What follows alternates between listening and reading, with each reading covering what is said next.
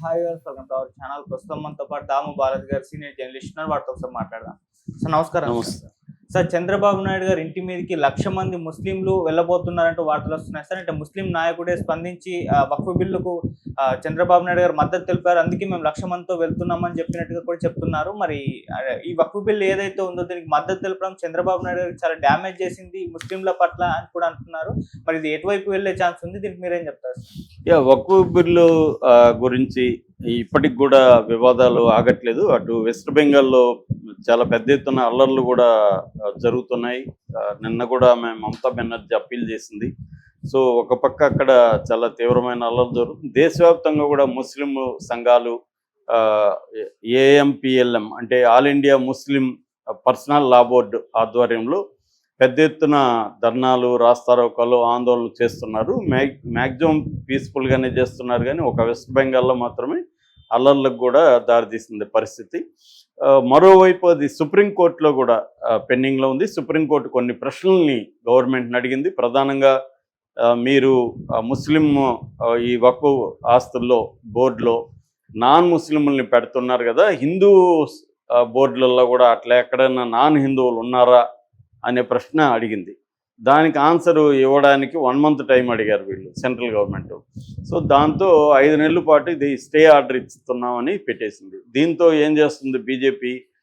సుప్రీంకోర్టుని ఇండైరెక్ట్గా బెదిరించే దానికి రంగంలోకి దిగింది. ఆయన జగదీప్ ధన్కర్ వైస్ ప్రెసిడెంట్, ఆయనైతే డైరెక్ట్గానే సుప్రీంకోర్టు మీద అటాక్ మొదలుపెట్టాడు. అది డైరెక్ట్గా ఒక బిల్లు మీద కాకుండా గవర్నర్ల విషయంలో, బిల్లులో పెండింగ్ విషయంలో సుప్రీంకోర్టు మొన్న ఒక తీర్పు ఇచ్చింది. ఆ తీర్పు రాష్ట్రపతికి కూడా 3 నెలల కంటే ఎక్కువ బిల్లుల్ని తన దగ్గర పెట్టుకునే అధికారం లేదు అనేది సుప్రీంకోర్టు క్లియర్గా చెప్పింది. ఎప్పుడైనా సుప్రీంకోర్టు ఈ విషయాల్లో ఎంటర్ అవ్వచ్చా లేదనేది కొన్నిసార్లు ఏమవుతుందంటే ప్రజల సంక్షేమం దృష్టిలో పెట్టుకొని కొన్నిసార్లు ఎంటర్ అవుతుంది. ఇప్పుడు ఎందుకు ఈ గవర్నర్ల విషయంలో ఎంటర్ కావాల్సి వచ్చింది? 2 ఏళ్ళు 3 ఏళ్ళు గవర్నర్లు బిల్లులు ఆపేసి దాదాపు 10 బిల్లుల్ని తమిళనాడులో ఆపారు. ఇక్కడ కూడా చాలా బిల్లులను ఆపారు. ఇలాగా ఆ రాష్ట్రంలో ఫంక్షన్ కానివ్వకుండా గవర్నర్లు అడ్డుకుంటున్నప్పుడు దాన్ని రాష్ట్రపతి కూడా ఖండించకపోయినప్పుడు సుప్రీంకోర్టు రంగంలో ఎదగాల్సి వచ్చింది. సుప్రీంకోర్టు కాన్స్టిట్యూషన్ బేస్ చేసుకొని కాన్స్టిట్యూషన్ని ఇంటర్ప్రెట్ చేస్తుంది. సుప్రీంకోర్టు ఇంటర్ప్రెట్ చేసి కాన్స్టిట్యూషన్లో ఉన్న 142, 143 ఈ ఆర్టికల్స్ బేస్ చేసుకొని గవర్నర్ల పరిధి ఏంటి, ఈమె మన రాష్ట్రపతి పరిధి ఏంటి అనేది చెప్పింది. దాని మీద డిస్కస్ చేయొచ్చు. కానీ దానికి అసలు సుప్రీంకోర్టుకి ఎవరిచ్చారు? సుప్రీంకోర్టు మీద తీవ్రమైన కామెంట్లు ఒక ఉపరాష్ట్రపతి చేయడం అనేది ఒక రకంగా ఫస్ట్ టైం ఇది. అంటే ఉపరాష్ట్రపతి దగ్గర చేయించి బీజేపీ సుప్రీంకోర్టుని కంట్రోల్ చేస్తుందా? ఎందుకంటే ఇప్పుడు మన దేశంలో ఉండే అన్ని అత్యున్నత సంస్థలన్నీ కూడా బీజేపీ కంట్రోల్లోకి వెళ్ళిపోయినాయి. ఇట్లు ఇన్వెస్టిగేటివ్ ఏజెన్సీలు, సిబిఐలు, ఈడీలు, తర్వాత ఎన్ఐఏలు ఇవన్నీ వెళ్ళిపోయినాయి. అట్లాగే చాలా రాష్ట్రాల్లో గవర్నర్లంతా వాళ్ళ కంట్రోల్లో ఉన్నారు, ఇంక్లూడింగ్ ఢిల్లీలో లెఫ్టినెంట్ గవర్నర్తో సహా. ప్లస్ ఎలక్షన్ కమిషన్ వాళ్ళ చేతిలో ఉంది. అంటే ప్రతి వ్యవస్థ వాళ్ళ చేతిలో ఉంది. ఒక న్యాయ వ్యవస్థలో అది కూడా సుప్రీంకోర్టు కొంతవరకు ఇబ్బంది పెడుతుంది. దాన్ని కూడా వాళ్ళు సహించలేకపోతుంది బీజేపీ. దీన్ని అడ్డుకోవాలని ట్రై చేస్తుంది. ఈ నేపథ్యంలో ఒక బిల్లు ప్రమాదంలో పడుతుందా? ఎందుకంటే బిల్లు అయింది కానీ చట్టంగా మారలేదు. చట్టంగా మారాలంటే సుప్రీంకోర్టులో క్లియరెన్స్ రావాల్సిందే. ఎందుకంటే సుప్రీంకోర్టుకి వెళ్ళారు కాబట్టి అది రాజ్యాంగం. ఏ బిల్లు అయినా రాజ్యాంగబద్ధంగా ఉండాలి. రాజ్యాంగం అల్టిమేట్. రాజ్యాంగానికి విరుద్ధమైన బిల్లు నేను తెస్తాను, నేను చట్టంగా మారుస్తాననే అధికారం పార్లమెంట్కి కూడా లేదు. రాజ్యాంగాన్ని అమలు చేయాల్సిందే. అప్పుడు ఒకవేళ రాజ్యాంగాన్ని అమలు చేయకపోతే అప్పుడు సుప్రీంకోర్టు రాజ్యాంగ ధర్మాసనం 7 మందితో ఎంతమందితో ఏర్పాటు అవుతుంది. 5 మంది కావచ్చు, 7 మంది కావచ్చు. రాజ్యాంగ ధర్మాసనం ఏర్పాటయ్యి ఈ బిల్లు రాజ్యాంగానికి వ్యతిరేకంగా ఉందా, రాజ్యాంగానికి లోబడి ఉందా, అనుకూలంగా ఉందా అనేది నిర్ణయిస్తుంది. దాన్ని బట్టి బిల్లు కూడా చట్టం కాకుండా ఆగిపోయే అవకాశాలు ఉన్నాయి. సో ఈ నేపథ్యంలో ఆంధ్రప్రదేశ్ రాజకీయాలు తీసుకున్నప్పుడు ఆంధ్రప్రదేశ్లో ముస్లింల ఓట్లు కొంతవరకు జగన్ దగ్గర నుంచి ఇటు చంద్రబాబుకి ట్రాన్స్ఫర్ అయినాయి. మొన్న ఎలక్షన్లో ఈ చంద్రబాబు కూడా అనేక హామీలు ముస్లింలకు ఇచ్చారు. వక్ఫ్ బిల్లులో అవన్నీ కూడా అప్పుడు కూడా ఆయన నేను వక్ఫ్ బిల్లును పాస్ కానీ నేను అడ్డుకుంటాను, మీకు అన్యాయం జరగనివ్వనని హామీ ఇచ్చారు. ఆ హామీని నమ్మారు. కానీ ఈయన అవేమీ చేయలేదు. చేయకపోగా నేనేదో సవరణలు చెప్పాను వాళ్ళు చేశారు అంటున్నాడు. ఆ సవరణలు ఏమి పెద్ద ఇంపార్టెంట్ సవరణలు కావు.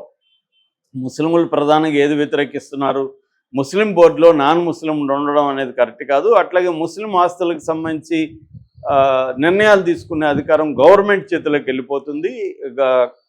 డిస్ప్యూట్లు కానీ మిగతా విషయాలంతా కలెక్టర్ దగ్గరికి వెళ్ళిపోతుంది.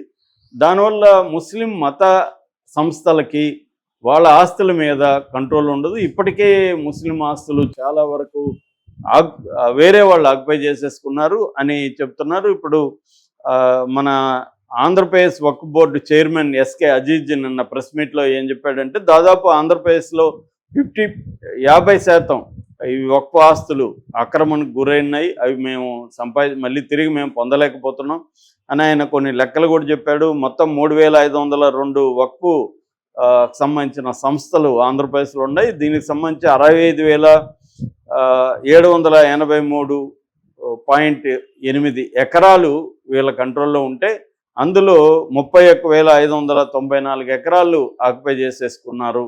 అంటే దాదాపు 50% పైనే ఆక్యుపై చేసేసుకున్నారు అనేది ఆయన చెప్పాడు. ఇది ఓవరాల్గా 1500 భవనాలు కూడా ఉన్నాయనేది ఆయన చెప్తున్నాడు. సో ఈ నేపథ్యంలో అంటే దీంట్లో మసీదులు ఉన్నాయి, దర్గాలు ఉన్నాయి, మదరసాలు అంటారు, వాళ్ళ స్కూల్స్ ఉన్నాయి, అనేక విద్యా సంస్థలు ఉన్నాయి, చారిటబుల్ సంస్థలు ఉన్నాయి. ఇవన్నీ పేద ముస్లింలకు ఉపయోగపడేదానికి మేము చేస్తుంటే, ఇవన్నీ ఆల్రెడీ ఆక్యుపై చేసుకుంటే ఈ బిల్లుల వల్ల ఈ ఆస్తులన్నీ కూడా పోతాయి అనేది వాళ్ళ ప్రధానమైన ఆరోపణ. ఈ క్రమంలో నిన్న అనేక ముస్లిం సంఘాలు గుంటూరులో సమావేశమైనాయి. గుంటూరులో సమావేశమై వాళ్ళు ఒక నిర్ణయానికి వచ్చారు. ఆ నిర్ణయాన్ని ఆంధ్రప్రదేశ్ మైనారిటీ హక్కుల యాక్టివిస్టు అడ్వకేటు బషీర్ అహ్మద్ ఆయన మీడియాకి చెప్పాడు. ఆయన ఏం చెప్తున్నాడు, మేము 1,00,000 మంది వెళ్ళి చంద్రబాబుని కలుస్తాము, చంద్రబాబుని మేము గట్టిగా ఒత్తిడి చేస్తాము, ఈ బిల్లుని చట్టం కానికుండా అడ్డుకోవాలి చంద్రబాబు అనేది వాళ్ళు ఒక రకమైన అల్టిమేటం లాగా ఇచ్చారు. 1,00,000 మామూలుగా అయితే 1,00,000 మంది ఎందుకు వెళ్ళాలి, ఎవరో 10 మంది వెళ్ళి ఇవ్వచ్చు. కానీ 1,00,000 మంది వెళ్ళడం అంటే ఏంటి, చంద్రబాబు మీద తీవ్ర ప్రెజర్ని క్రియేట్ చేయాలనేది ముస్లిం సమాజం భావిస్తున్నట్టుగా అర్థమవుతుంది. నేషనల్ వైడ్గా కూడా ముస్లిం సమాజం చంద్రబాబు మీద, ఇటు నితీష్ కుమార్ మీద వాళ్ళిద్దరు ద్రోహులని మాట్లాడుతున్నారు. ఓవైసీ కూడా చంద్రబాబు ముస్లింలకు ద్రోహం చేశాడు చంద్రబాబు, మేము నిన్ను గుర్తుపెట్టుకుంటాం, చరిత్రలో మర్చిపోమని ఓవైసీ కూడా హెచ్చరించాడు. చాలామంది ఆల్ ఇండియా ముస్లిం పర్సనల్ లా బోర్డు మెంబర్స్ వాళ్ళ నాయకులు కూడా చంద్రబాబును కూడా తీవ్రంగా విమర్శించారు. ఎందుకంటే చంద్రబాబు అనుకుంటే ఈ బిల్లు అసలు పాస్ అయ్యేది కాదు, ఆగిపోయేది. కానీ చంద్రబాబు అనుకోలేదు. ఎందుకంటే చంద్రబాబు మోడీకి యాంటీగా మాట్లాడే పరిస్థితి లేదు. కాకపోతే చంద్రబాబు లెక్క ఏంటంటే, ఇటు జగన్ కూడా ఈ బిల్లుకి సంబంధించి గట్టిగా లేడు. పార్లమెంట్లో వ్యతిరేకించి ఉండొచ్చు, సుప్రీంకోర్టుకు కూడా మొన్న వెళ్ళారు ఈ బిల్లు అడ్డుకోమని, అవన్నీ బాగానే ఉంది. కానీ ఇక్కడ ఆంధ్రప్రదేశ్లో ముస్లింలకు మద్దతుగా ఓపెన్గా నిలబడడం అదన్నీ జగన్ చేయలేకపోతున్నాడు. ఎందుకంటే అదన్నీ చేస్తే జగన్ని హిందువుల వ్యతిరేకగా తెలుగుదేశం మీడియా కావచ్చు, కూటమి మీడియా కావచ్చు చిత్రీకరిస్తుంది, నాయకులు చిత్రీకరిస్తారు, ఇది డేంజర్ అవ్వచ్చు అనే జగన్కి ఒక భయం ఉన్నట్టుగా తెలుస్తుంది. నెంబర్ 1. నెంబర్ 2, మోడీకి యాంటీగా ప్రోయాక్టివ్గా ఉంటే మోడీ మనల్ని జైలుకి పంపిస్తాడన్న భయం కూడా పర్సనల్గా జగన్కు ఉండే అవకాశం ఉంది. ఎందుకంటే ఆల్రెడీ కుంభకోణం